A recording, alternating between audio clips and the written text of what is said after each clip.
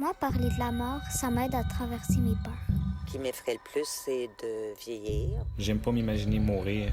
Avez-vous peur de la mort?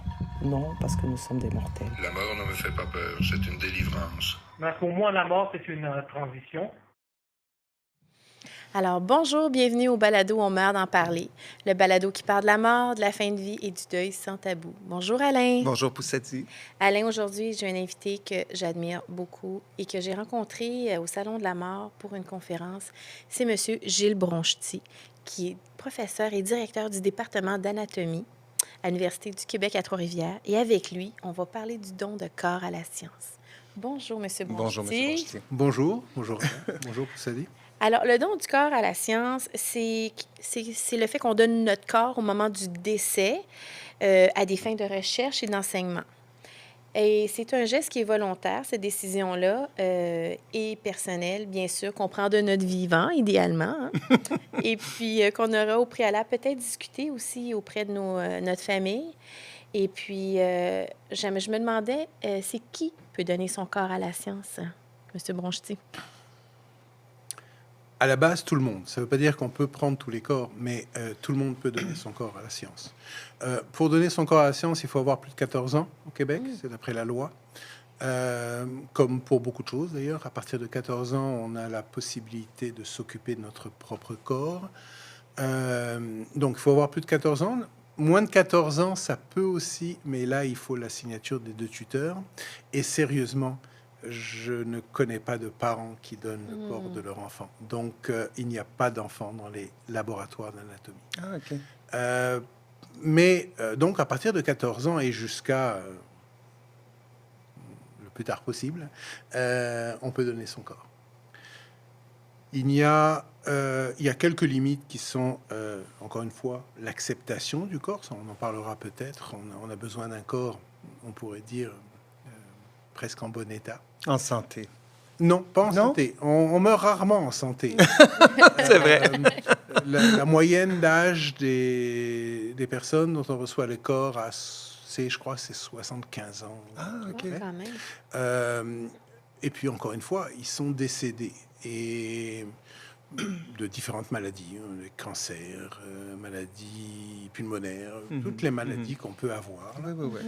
Simplement, il faut qu'on puisse embaumer le corps. OK. Ça me fait penser, moi, j'ai une de mes sœurs qui a eu une greffe de moelle osseuse. Donc, on parle du don d'organes. Ici, on parle du don de corps. Est-ce que je rêve ou on a entendu beaucoup moins parler du don de corps? Dans les médias, je parle. Oui. Peut-être qu'il y a, on a coutume de dire un tabou. Je ne sais pas si c'est un tabou. Ça intéresse peut-être moins les gens. OK.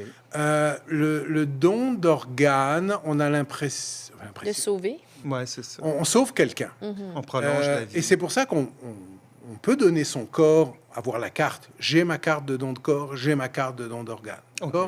Donc, je peux proposer les deux au total. Parce qu'on ne sait pas comment je vais mourir, on ne sait pas quand je vais mourir, etc.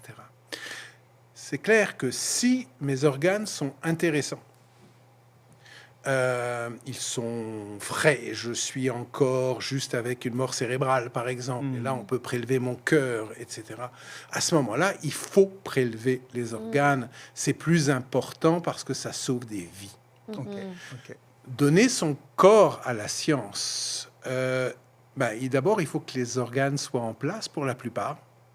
Je crois qu'on accepte les dons de cornée. Mais sinon, le corps doit être entier parce qu'on doit l'embaumer. OK. Est-ce qu'on en parle moins? Oui, mais encore une fois, peut-être que vous en parlez, donc on va en parler plus. Non, mais c'est parce que quand tu t'as parlé de don de greffe, je pense à Diane Hébert, là, qui est décédée, qui a été tellement médiatisée que la greffe cœur-poumon. Ça a ouvert la discussion. Ben, c'est ça. Tandis que là, peut-être que si on avait des visages aux gens qui donnent justement leur corps à la science, ça humaniserait peut-être ça. Il y a eu un très beau reportage sur Radio-Canada qui a été fait, 2 reportages. Un qui est passé dans Un second regard, une émission qui n'existe plus, mais animée l'émission... par notre beau Alain Crevier. Oui. Mais l'émission est encore visible Oui, en oui, oui. ligne, et l'autre sur découverte. Les deux ont été faits sur le laboratoire d'anatomie et le don de corps. Dans un second regard, c'était vraiment sur la famille du donneur, sur le don d'organes, le don de corps et le rapport avec le deuil et avec la famille. OK. L'autre était sur ce qu'on fait avec les corps.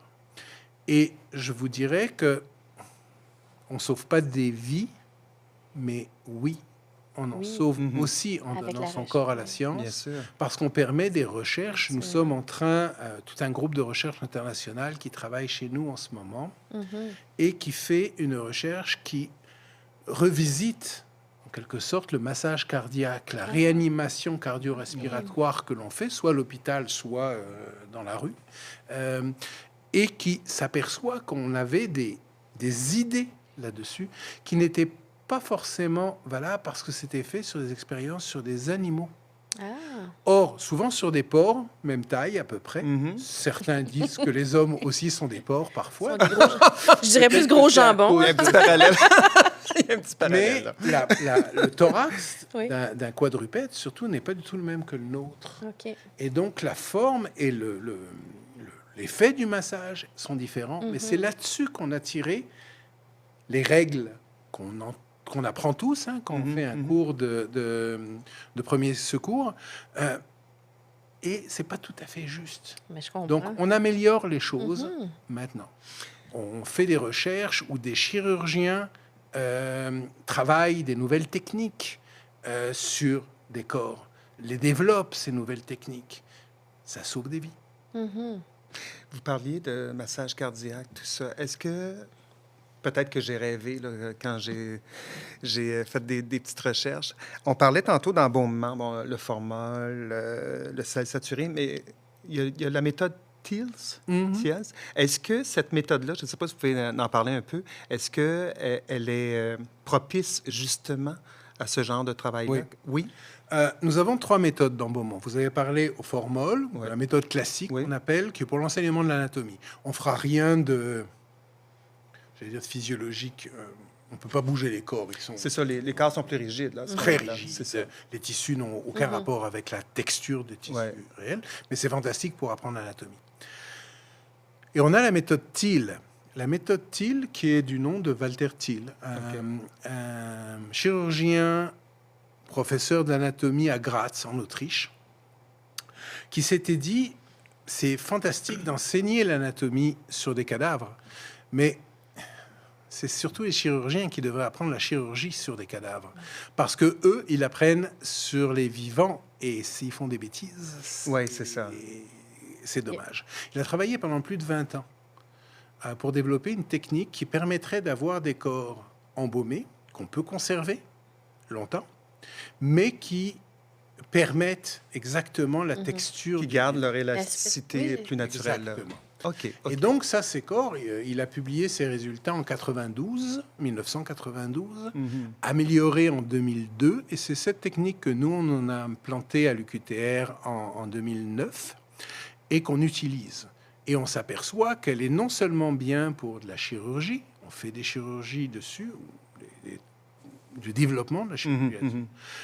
Aussi pour tout ce qui est musculo-squelettique, on peut placer les corps dans toutes les positions, mais aussi, justement, pour la réanimation. On peut ventiler ces corps, comme on le fait d'un individu en mort, un arrêt cardiaque.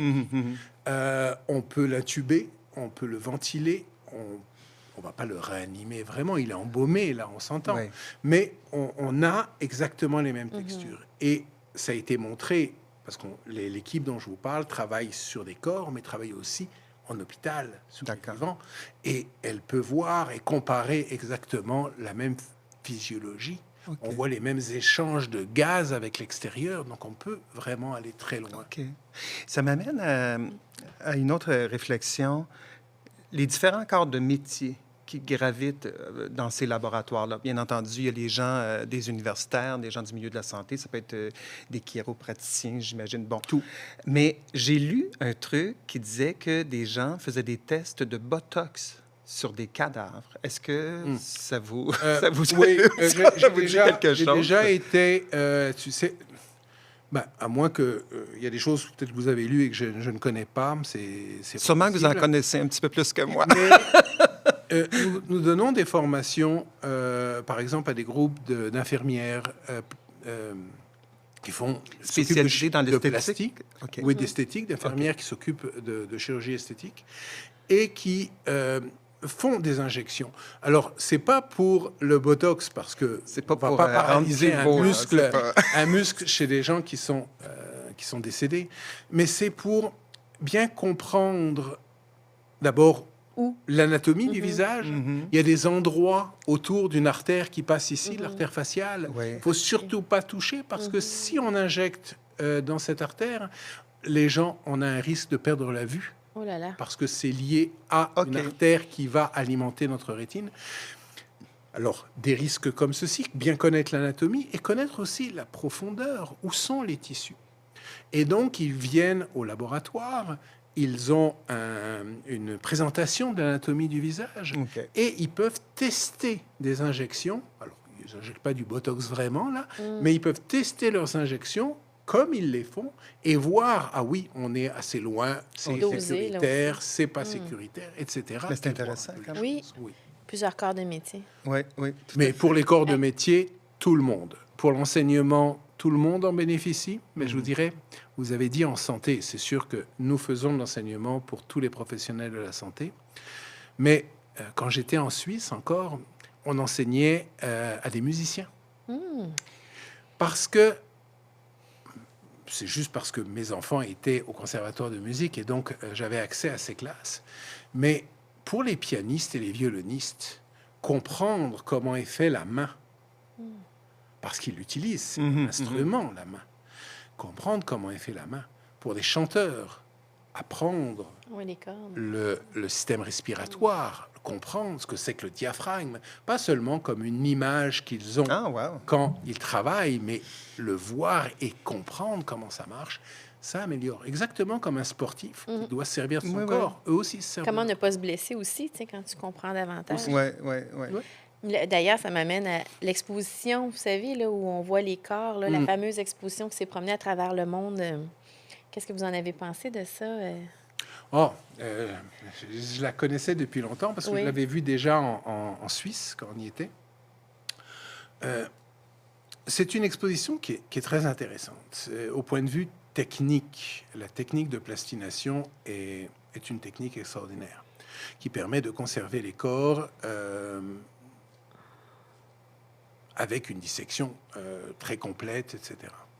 Nous utilisons d'ailleurs au laboratoire des corps qui sont plastinés, des pièces qui sont plastinées. Ça nous permet d'avoir des pièces disséquées qu'on peut amener en classe, par exemple. OK. On peut les toucher avec la main, on n'a pas besoin de gants, on n'a pas besoin de masque, on n'a pas besoin. On peut les montrer en classe.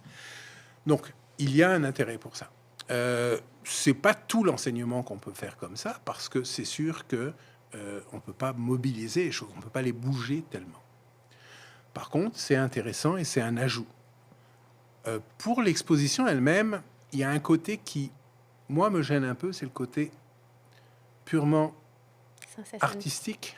Ou sensationnaliste, peut-être? Parfois sensationnaliste, parfois artistique, où on peut se demander, parce qu'il y en a certains qui sont avec une certaine rigueur éthique, mais d'autres, une qui a fait un scandale, celle qui était à Québec, je crois. Pas celle qui était à Montréal, mais celle qui était à Québec, qui venait d'une société chinoise, si je ne me trompe pas, et d'où venaient les corps, qui avait donné son accord, etc.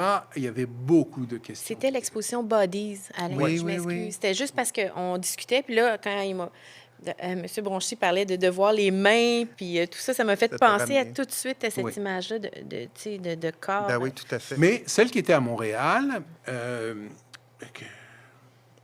qui était vraiment très belle, nous avons fait visiter cette exposition aux étudiants de médecine de l'Université de Montréal. Donc, nous étions 3 professeurs d'anatomie de l'UQTR et qui avons pris des groupes et on est passé cette exposition. Je pense que même pour le grand public, voir les corps, c'est beau. Certains, je ne sais pas, c'est de l'art. Est-ce qu'on fait de l'art avec des corps? On peut peut-être. C'est pas mon truc, là, mais... OK. Actuellement, à travers le monde, il y a des équipes qui se sont arrêtées pour essayer de trouver un vaccin contre la COVID-19, tout ça. Vous, dans votre travail, depuis des années, j'imagine à l'occasion, il y a des équipes de recherche qui se déplacent, qui viennent chez vous, ou vous allez ailleurs aussi. Mais depuis toutes ces années, avez-vous été témoin peut-être, mais avez-vous été un des acteurs d'une avancée dans la science par rapport à vos recherches?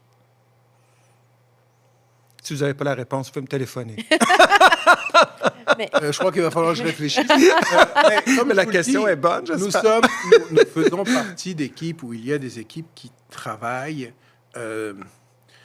qui font des avancées qui touchent le côté pratique. Oui. On travaille dans le pratique. Au niveau du savoir. Je peux vous dire, là, je n'étais pas impliqué dans cette recherche, c'est un de mes collègues qui l'était.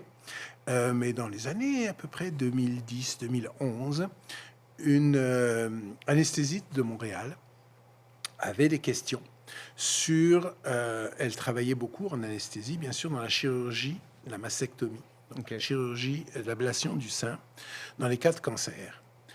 Le sein est un organe qui est innervé par tellement de nerfs que c'est vraiment très complexe, son innervation. Et... elle disait que chez les personnes âgées qui étaient faibles à cause de leur cancer, par exemple, on ne pouvait pas faire de l'anesthésie générale. Mais quand on faisait de l'anesthésie par bloc de tous les nerfs, au total, on se retrouvait à injecter plus d'anesthésiants qu'en anesthésie générale, et donc avec autant de dangers, puis c'est la quantité qui est dangereuse. Et elle disait, il faut qu'on trouve une façon de faire pour anesthésier plus précisément et avec beaucoup moins d'anesthésie. Et en travaillant sur des corps, chez nous, dans notre laboratoire, avec mon collègue, ils ont développé des techniques de repérage de tous les nerfs par échographie, injection très précise. Ils ont publié d'ailleurs des articles là-dessus. Et ce qui était fantastique, c'est qu'elle travaillait énormément, comme beaucoup, en salle en bloc d'opération pendant toute la semaine. Elle venait la fin de semaine pour faire ses recherches, et quand elle revenait la semaine suivante, elle disait « ça marche ». Parce que ce qu'elle avait testé, elle l'appliquait tout de suite. C'est ça. Wow. C'est formidable. Et je dirais, les expériences qui ont été faites sur la réanimation cardio-respiratoire sont appliquées aussi. Ça a amélioré des ventilateurs, par exemple. Il y a des... C'est très pratique. Bien sûr. Est-ce que actuellement, il y a des recherches qui sont mises en place, des nouvelles, je veux dire, justement, que vous avez... Oui?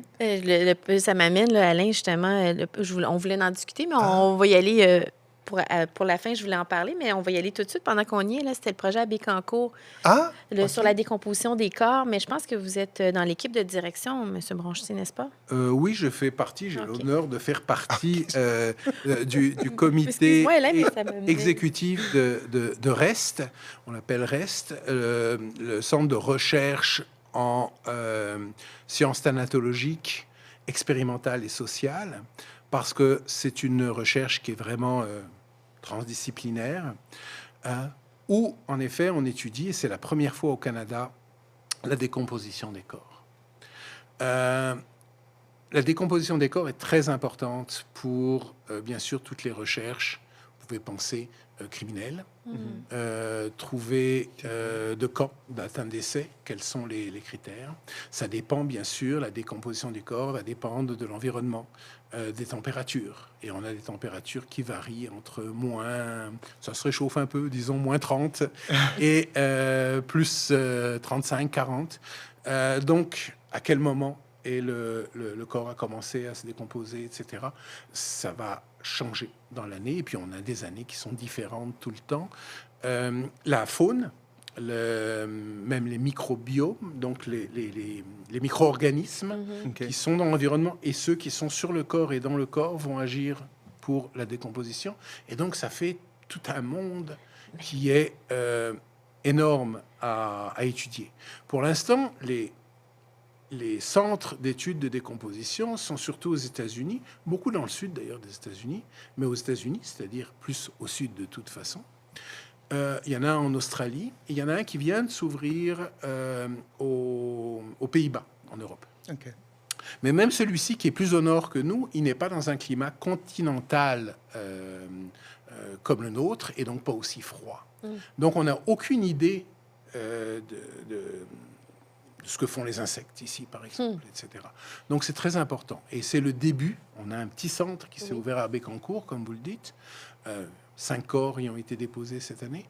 Mais c'est le début, c'est le premier maillon d'un réseau de centres comme ça qu'on voudrait établir sur tout le Canada. Vraiment intéressant. Oui. Est-ce que vous savez que ces études-là, ça peut nous amener à repenser la façon dont on enterre nos morts aussi? Je dirais c'est pas le but. Le but, c'est de voir ce qui se passe. Mais un des premiers travaux qui est fait, une étudiante qui travaille sur Rest, et qui travaille justement sur les échanges qui se font entre le corps et l'environnement. Ils nous permettront certainement de mieux comprendre. Alors, pas dans le cadre, je dirais, d'un cimetière classique. Un cimetière classique, les corps sont généralement embaumés. Oui, c'est ça. Et donc, là, la décomposition ne se fait pas ou se fait très, très lentement.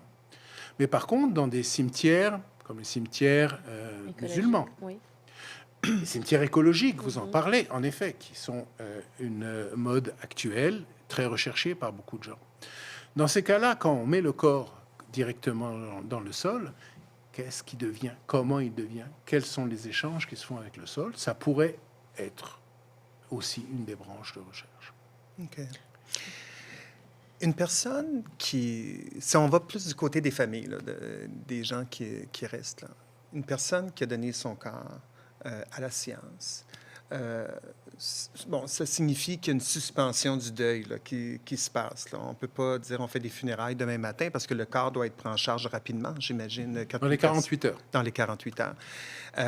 Comment ça se vit à ce moment-là avec les familles? J'imagine que, d'une part, il doit y avoir un grand sentiment de fierté qui se dégage par rapport à ça. Il y a de tout. OK? Il y a de tout. Moi, je serais content. Il y a des familles qui respectent le don du corps, la volonté de la personne, mais sont contre. Et dans ces cas-là, ils sont un peu réticents. Mais il est vrai qu'on a une cérémonie chaque année. Elle a été annulée cette année, bien sûr, pour cause Covid, mais on a une cérémonie chaque année où les familles de tout temps, mais surtout celles dont nous avons reçu les corps pendant l'année, sont invitées à Trois-Rivières. Ça peut représenter combien de familles, ça, par année? 70. OK. Et, tout le monde ne vient pas non plus, mais il y en a qui viennent avec 20-30 personnes. La dernière fois, je crois qu'on avait 700 personnes qui étaient là à cette cérémonie. Les enfants, les petits-enfants, les conjointes, c'est ça. Il y a une cérémonie religieuse. Nous sommes dans une communauté catholique, donc il y a une messe qui est dite, mais il y a aussi une cérémonie, je dirais, plus laïque, où nous expliquons ce qui est fait avec les corps. Donc vous êtes invité à prendre la parole à ce moment-là. Oui. Je prends la parole, mais il y a aussi des étudiants, il y a des chirurgiens, il y a des professeurs, etc., qui vont prendre la parole, qui expliquent. Et je dois dire que les familles sont très fières. C'est ça. Ça humanise. Même certains qui étaient contre disaient « Ah, je ne savais pas qu'on faisait tout ça. Une des choses que l'on fait aussi à Trois-Rivières, c'est que après cette cérémonie, on offre aux gens qui le veulent de venir visiter le laboratoire d'anatomie. Ils ne voient pas de corps. Ils ne voient pas de corps. Tout a été préparé, je dirais, aseptisé. Mais prendre connaissance dans les lieux même, ils posent des questions. Ils sont une vingtaine avec un prof et ils posent des questions. Et là, on répond aux questions. Et c'est des questions qui vont dans tous les sens. C'est magnifique d'ailleurs comme échange. Et les gens sont heureux de voir ce qui se fait. Donc, oui, il y a une fierté. Il y a certains qui sont réticents. Il y en a qui sont contre tout le temps. Il y a de tout. Mais comme il y a des gens de Mais l'appel opinion est lancé aux familles, donc bienvenue ceux qui Oui, répondent. mais ça doit être touchant quand même d'aller voir les lieux, comme vous dites, là, puis poser des questions de C'est ton sûr. père, ta mère, ton proche. C'est touchant, c'est émouvant, mais Ouais. certains ne veulent pas cette émotion, et ça aussi, on le comprend. C'est tout à fait normal. Mhm. Mais c'est ça que nous voulons aussi, c'est qu'il puisse y avoir l'échange pour ceux qui veulent, et c'est pas obligé, c'est pas Faut mal pouvoir- vu de pas venir, etc. Pour pouvoir cheminer dans leur deuil, là. Bien Oui. sûr. Parce que c'est comme un peu en suspens. Ah oui, tout à fait. Puis, Alors, c'est en suspens. Le corps ne peut pas être, par exemple, il peut y avoir une cérémonie, et beaucoup de centres funéraires font une cérémonie quand même, mais avec des photos. Le corps n'est pas présenté, bien sûr. Donc, il y a ça. Et quand nous avons terminé avec le corps, Oui, en c'est général, ça, au je bout me de demandais. 3 ans, nous incinérons les restes, et les cendres sont rendues à la famille. Ah, OK. Les cendres seulement de cette personne. Hein. Mhm. Tout Oui, est oui, oui, oui, oui. individuel, Oui. bien sûr. Et c'est très, très strict. Donc, les cendres sont rendues à la famille, si la famille le désire. Et à ce moment-là, il y a un redeuil, en quelque sorte. Parce Mhm. qu'ils vont avoir les cendres. Alors, ils en font ce qu'ils veulent. Ils peuvent Bien les sûr. mettre dans leur caveau, etc. Mais c'est quand même une étape finale. C'est une étape finale. Ben, c'est comme en temps de pandémie, là. C'est un peu la même situation, on dirait. Les gens, il y a eu, Oui, on n'a sont pas morts, pu il n'a pas voir. pu célébrer. Là, il y a C'est ça. la Il y a des période Un peu après. ça, un peu ça. C'est vrai. Ah, mais c'est vraiment intéressant. Avez-vous l'impression que c'est un petit peu un travail de missionnaire que vous faites? Non. Non? OK. Bah, Parce que je je sais pas. m'explique ouais. dans le sens qu'il y a beaucoup de recherches qui se font, mais on va toujours encore plus loin et plus loin. On essaie d'aller plus loin dans la compréhension du corps et tout ça. Et à un moment donné, j'ai l'impression que ça peut être comme un peu une mission, de dire, j'espère de trouver une information supplémentaire, comme la dame dont vous nous parliez tantôt. Donc, c'était de cet ordre-là que... Je sais pas, mais c'est peut-être que certains ont cette façon de voir. Nous avons une mission. Je dirais pas que nous sommes missionnaires. Nous avons une mission qui est d'enseigner, qui est de former les professionnels de la santé le mieux possible pour qu'ils nous soignent. Oui, ça, nous l'avons et nous le faisons pour que ce don qu'on nous fait, qui est quand même un don extraordinaire. Les gens ne le savent pas à quel point un corps c'est beau, mais à quel point c'est complexe et à quel point on a besoin de ces corps pour l'enseignement même. On a parlé beaucoup de recherche là parce que ça fait un peu plus peut-être sexy, mais l'enseignement, juste connaître. Nous sommes tous différents. Un des avantages des laboratoires d'anatomie, on s'en est aperçu quand, dans les années 90, beaucoup ont fermé parce qu'on pensait qu'on pouvait tout faire par ordinateur. Un des avantages des laboratoires d'anatomie, c'est que les gens, les futurs professionnels, ceux qui étudient l'anatomie, voient différents corps. Ils ont un guide, ils doivent trouver tel nerf, tel muscle, etc. Mais le muscle est un peu différent. Et il est différent de la table d'à côté. Et différent de ce à quoi il s'attendait. Donc, c'est une variation anatomique. Mais l'important, c'est pas d'apprendre qu'il y a cette variation, mais c'est que l'individu est un individu. Et après, ça, on le sait, il y a eu des études là-dessus. Ces médecins, par exemple, qui font ces études, voient leurs patients comme des individus, avec une idée, on pourrait dire, très profonde de leur individualité. Et c'est beau aussi, ça. Ouais, c'est vrai. Dans ce sens-là, c'est une mission, mais comme nous tous, vous avez une mission dans vos présentations, dans votre travail. On veut tous faire notre travail le mieux possible Bien dans sûr. ce sens-là. Bien sûr. D'ailleurs, je me demandais, vous, votre rapport à la mort, qu'est-ce que c'est? Est-ce que vous avez peur de mourir? Non, je ne sais pas si c'est dû à ça. Je connu des gens qui faisaient de l'anatomie, qui avaient peur de mourir, donc c'est peut-être pas... Non, je n'ai pas peur de mourir. C'est une idée... Je n'ai pas envie de mourir. Hein. Ne pensez pas que j'ai des idées suicidaires. Loin de là, au contraire, j'aime tellement ce que je fais. Mais non, je n'ai pas peur de mourir. J'ai côtoyé la mort de proches, etc. J'en ai pas peur du tout, non. j'ai donné mon corps à la science. Oui, c'est ça. Mais tout le monde ne le fait pas. Hein. Mhm. Dans le laboratoire, pour l'instant, on n'est pas beaucoup à avoir donné notre corps. Ah oui. Ah oui, c'est ça. C'est intéressant. Mais moi, je l'ai donné. Peut-être parce qu'un ami qui est celui qui a fondé d'ailleurs le laboratoire, mon collègue Régis Solery, en 93, il a fait le laboratoire. Moi, je suis arrivé en 99 seulement. Il a dit que dans le... Je crois que c'est à Heidelberg, où il a travaillé, en Allemagne, et il y avait les crânes des patrons des directions des départements d'anatomie. Wow. Et je dis, bon, bah, on va peut-être commencer avec Ah le mien. non! Ah, OK. Mais, Fantastique. donc, je ne sais pas si c'est ça. C'est plus quelque chose d'amusant qu'on trouvait. Mais non, je n'ai pas peur de la mort. Je n'ai pas non plus forcément envie d'avoir une tombe, etc. Donc, pour moi, c'est normal. Ça m'amène à penser, pendant que je voyais les images d'écran, à quand un musée de la mort ici au Québec? Hein? Ça serait intéressant. Ah, c'est vrai. Je vous dirais, nous en avons un musée de la mort très particulier. C'est pas un musée, mais un laboratoire est un musée de la mort dans le sens, comme je vous l'ai dit, on en a parlé depuis le début là. Donc, mais un musée de la mort vraiment, oui, c'est quelque chose Où à on voir, à montrerait faire. tout ça, c'était Mhm. tout votre travail, toutes ces choses-là pour justement vulgariser, démocratiser ce tabou-là, là, en fait, Mhm. qui entoure... Toutes les la mort. utilités. Ouais. Mhm. Il y a beaucoup de dons de corps. Hein. Oui. Les gens connaissent ça quand même. Il y a certains laboratoires qui ont peut-être des manques de temps en temps. Nous, on n'en a pas. Malheureusement, on refuse des corps par manque de place parfois. Mon Dieu.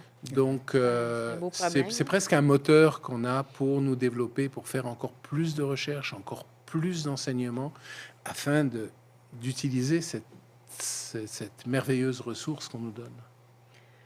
Puis, moi, je vais juste, avant de conclure, là, il y a la devise du département d'anatomie que j'adore. C'est quoi?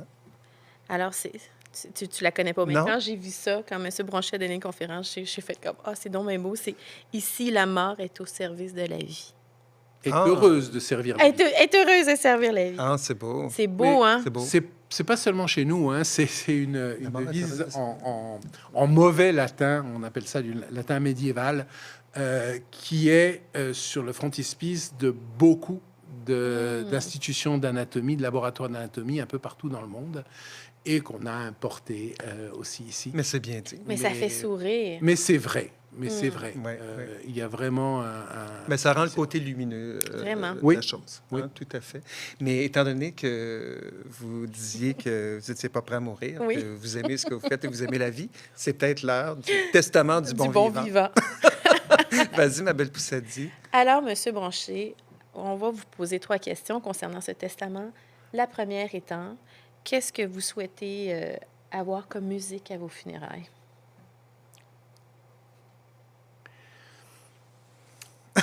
Je sais pas. Il y a souvent, mes enfants jouent de la musique classique, sont musiciens, et j'aime beaucoup la musique classique. J'écoute énormément de musique. Il y a souvent des airs où je me dis, j'aimerais ça. Et puis, non, moi, j'entendrai rien à ce moment-là. C'est ce que je me dis, en tout cas, c'est ce que je crois. Et donc, j'aimerais qu'ils écoutent la musique qu'ils aiment, les gens qui sont là. Mais c'est pas à moi de décider pour eux. OK. Et sur votre épitaphe, qu'est-ce que vous voudriez qu'il soit inscrit? Oh, je vais vous décevoir. Je ne voudrais pas d'épitaphe. Je donne mon corps à la science, mais je le donne, je dirais, complètement. Oui, les cendres reviendront à mes enfants, ils en font ce qu'ils veulent. Mais je n'ai pas l'intention d'avoir un caveau, d'avoir une place quelque part. Si on peut prendre les cendres et les répandre quelque part, ou en faire ce qu'on veut, OK. ce serait très bien.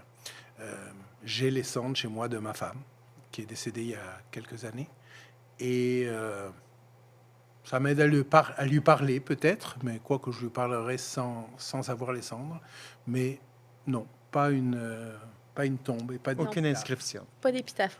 Bah, non. Et puis, quel souvenir aimeriez-vous qu'on garde de vous? Ça, c'est plus important. Oui. Ça, oui. Parce que, mais c'est un peu ce qu'on... C'est comme ça que j'ai été élevé. Je crois que c'est ma mère qui me disait ça. Nous sommes vivants tant qu'on pense à nous. Et donc, j'aimerais, bien sûr, qu'il y ait des gens qui pensent à moi. Je suis sûr que certains penseront à moi. Et j'espère qu'ils penseront du bien de moi, qui m'ont aimé pour ce que j'ai fait professionnellement, pour ceux qui me connaîtront professionnellement, pour mes enfants, j'espère, pour ce que j'ai fait pour eux, ou comme ça, simplement. Mais j'aimerais qu'on pense à moi avec amour. C'est une bonne réponse. Merci, M. Bronstein. Merci beaucoup, M. Vraiment- Bronstein. Merci pour un grand vos plaisir. questions. Oui, très Merci. généreux de votre présence et de votre À bientôt. partage. Merci. Merci, Alain. Merci.